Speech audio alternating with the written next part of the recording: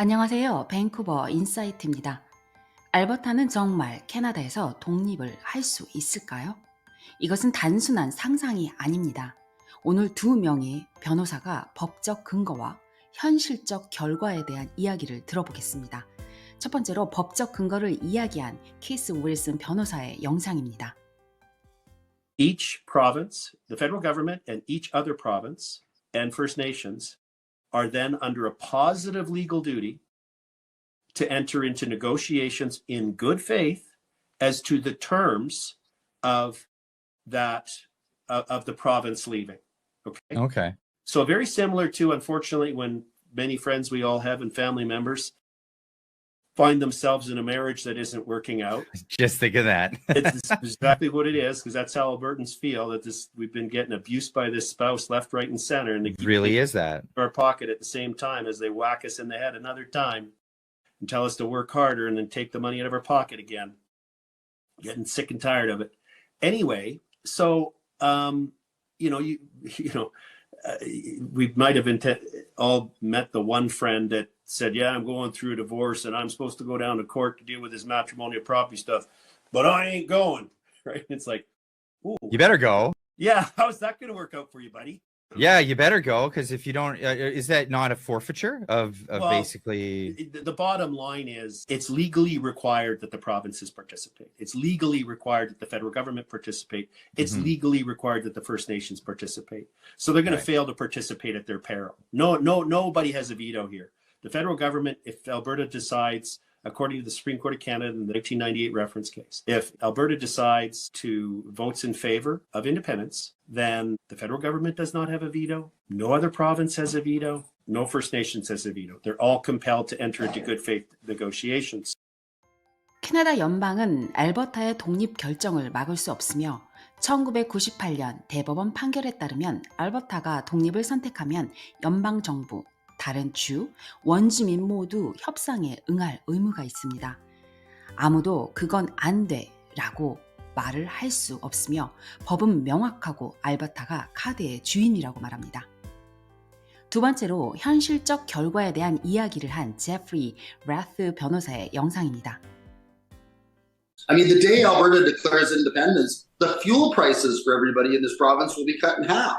We'll go from $1.60 a liter to 80 cents a liter. I mean, that's enough to get a good number of my fellow Albertans voting on that basis alone, let alone thinking about if you're a police officer, fireman, nurse, teacher, whatever, making a decent middle-class living of $100,000 a year, where you pay, 35, 40% in federal income tax. All of a sudden, you don't have to pay federal income tax anymore. So instead of having take-home pay of $50,000 or $60,000 a year, your take-home pay jumps up to $80,000 or $90,000 a year.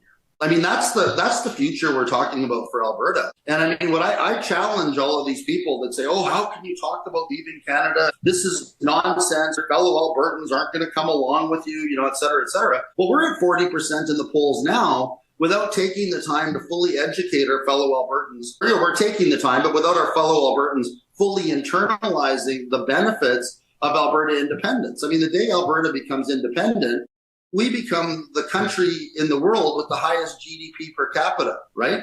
So, certainly the benefits of Alberta independence are manifold. I would challenge anybody to list off 5 benefits to Albertans of remaining in Canada that would exceed the value of the benefits that I just listed for leaving Canada. 독립 1일차부터 연료 가격은 리터당 80센트로 떨어지고 교사, 간호사, 소방관 등의 실질 소득은 2배 가까이 증가합니다. 연방 세금이 사라지면서 순수익은 5만 달러가 아니라 8만에서 9만 달러까지 오를 수 있습니다. 캐나다는 그동안 알버타를 도와주는 게 아니라 억누르고 있었다고 말합니다. 알버타의 독립, 단순한 꿈일까요? 아니면 실현 가능한 선택일까요?